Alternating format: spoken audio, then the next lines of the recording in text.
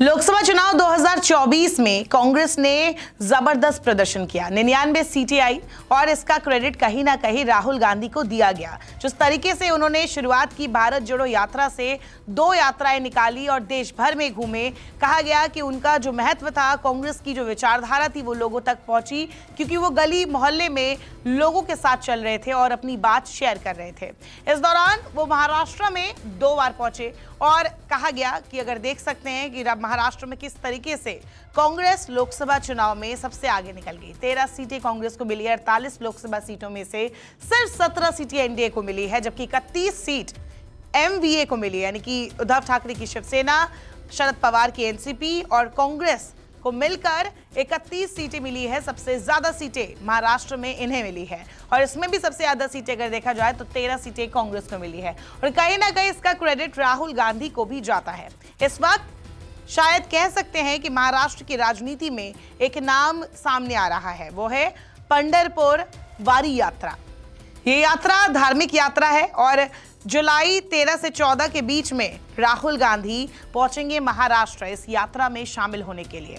ये यात्रा ऐसी है कि यहाँ लाखों श्रद्धालु पहुंचते हैं। लगभग 800 साल पुरानी ये परंपरा है और ये महाराष्ट्र के लोगों के दिलों के लिए बहुत ही कह सकते कि महत्वपूर्ण है। वो इसे मनाते हैं, देश विदेश से लोग आते हैं, श्रद्धालु आते हैं और इस दौरान राहुल गांधी को बुलाने का काम किया है एनसीपी चीफ शरद पवार ने। उन्होंने खुद निमंत्रण भेजा है, जो कि राजनीति के चाणक्य माने जाते हैं। तो अब इसमें सियासत की भी एंट्री होगी है कि धार्मिक तीर्थ यात्रा में राहुल गांधी पहुंच रहे हैं। आज तक महाराष्ट्र के इस तीर्थ यात्रा में राहुल गांधी दिखे नहीं, लेकिन इस बार पहुंच रहे हैं, वो भी ऐसे टाइम पर जब महाराष्ट्र में कुछ ही वक्त में विधानसभा चुनाव होने वाले हैं।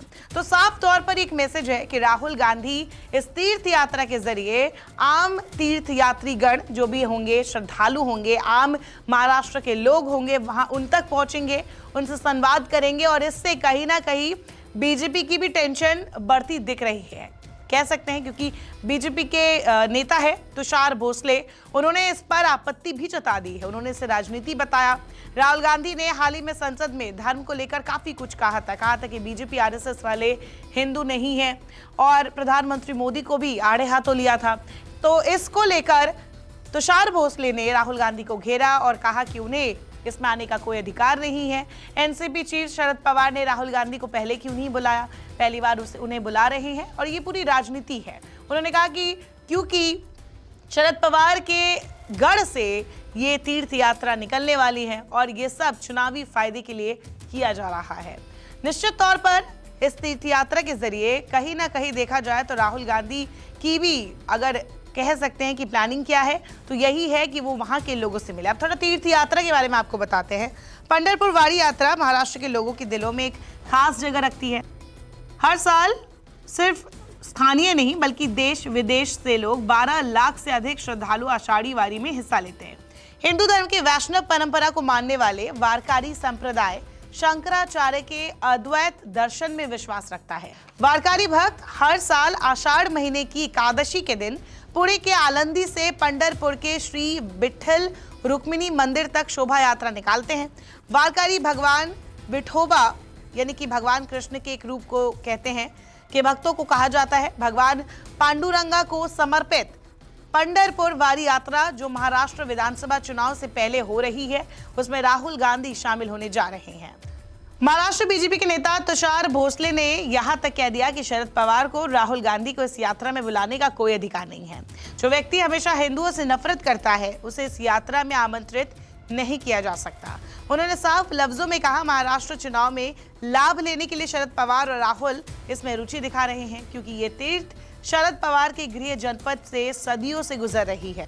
तो उन्होंने इससे पहले ऐसा कदम क्यों नहीं उठाया? महाराष्ट्र में कांग्रेस से क्यों डरी है भाजपा? राहुल गांधी पंढरपुर की वारी तीर्थ यात्रा में 13 से 14 जुलाई को शामिल होने वाले। इसके साथ ही ज्ञानेश्वर महाराज और संत तुकाराम महाराज पालकी के राहुल गांधी दर्शन कर आशीर्वाद लेंगे और कुछ दूर पदयात्रा करेंगे। इस पदयात्रा में राहुल गांधी तीर्थ यात्रियों के साथ चलेंगे। नमस्कार, मैं हूं मानक गुप्ता। अगर आपको हमारा ये वीडियो पसंद आया हो तो इसे लाइक और शेयर जरूर करें और हाँ, हमें सब्सक्राइब और फॉलो करना ना भूलें ताकि आप देश और दुनिया की कोई खबर मिस ना करें। तो जुड़े रहिए हमारे साथ और देखते रहिए न्यूज़ 24।